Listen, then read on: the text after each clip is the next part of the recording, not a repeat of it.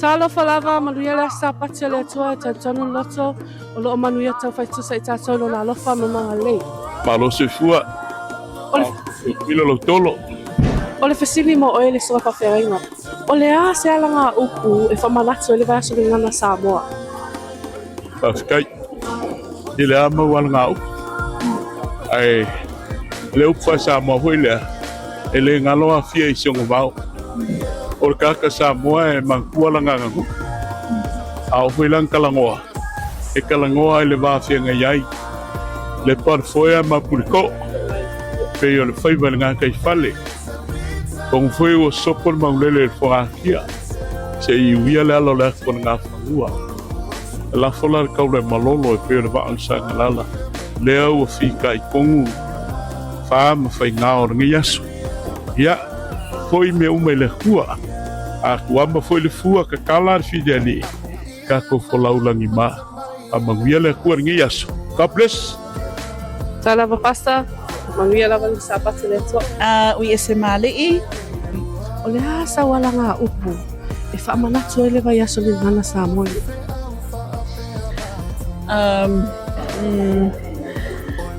Alanga upu, ia o le alanga upu le pe lata mai o le malu I fale, ia malu I fafo. Ia e aluma le winga.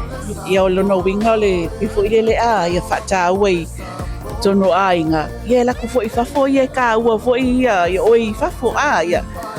Polo tama, polo tina, ia malu I fale, malu fo I fafo, ia manuia le Vaiaso ngana Samoa. Talava fale tua. Ia. Ai le pata.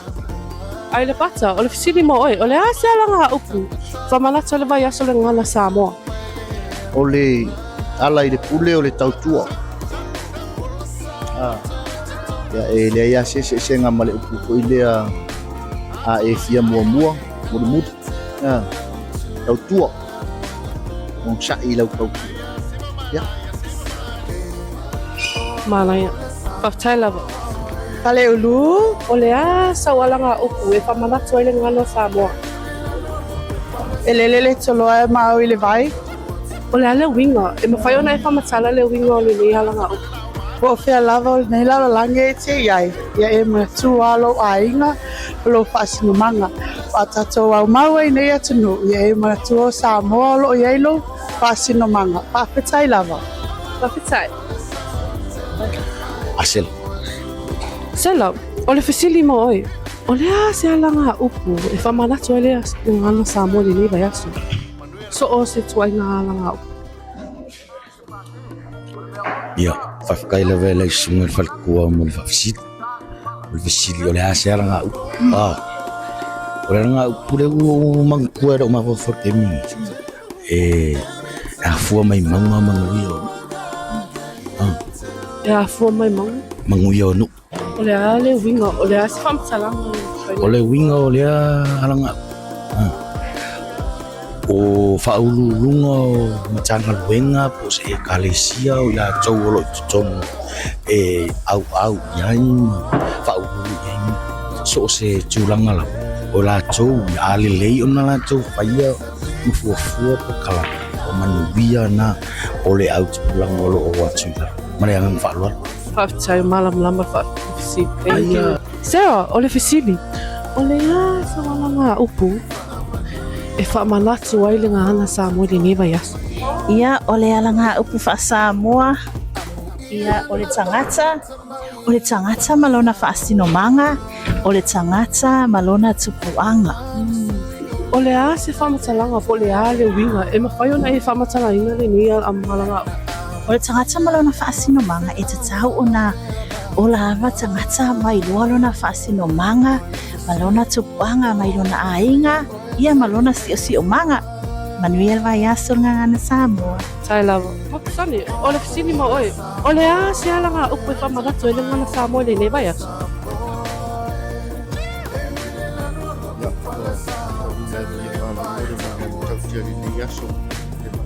Ia ma le roko o le ngande o le atua. O le a le winga pe mawhai ona e whamatalanga le ni a malanga upu. Ia e kau I ngano le nia pa e fia wharongo mo ko ni so ya mi se ko ida dia la ko ni o maria tua ia ko na ko ia Ole fisili mo oi, ole se ala nga upu. Fa mandato le ngana le Samoa. Ole ala I le pule o le tautua. La le winga, fa matala le winga. Winga tautua is served, so it's only lang anu fa Samoa. Tau o lava na tautua. Tau mai lava o le tautua lai. Nawa o lava tautua e tautua solo ainga le grupo e Galicia. So much alo malos mo lalo ina ia so that we can become an example of great leadership. Whawhetau Sarah. Felix. Felix, the question is, what is the quote of Samoan Language Week? Quote of Samoan Language Week is Pelelele taloa I fe aima lava I le vagu upo alevo anakana.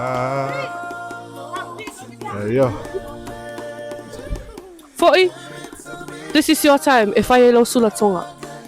Se ole olelea I lau teo wha tupu ma lau teo wha tamali sao wha lale chehu Sao, falale. Chehu!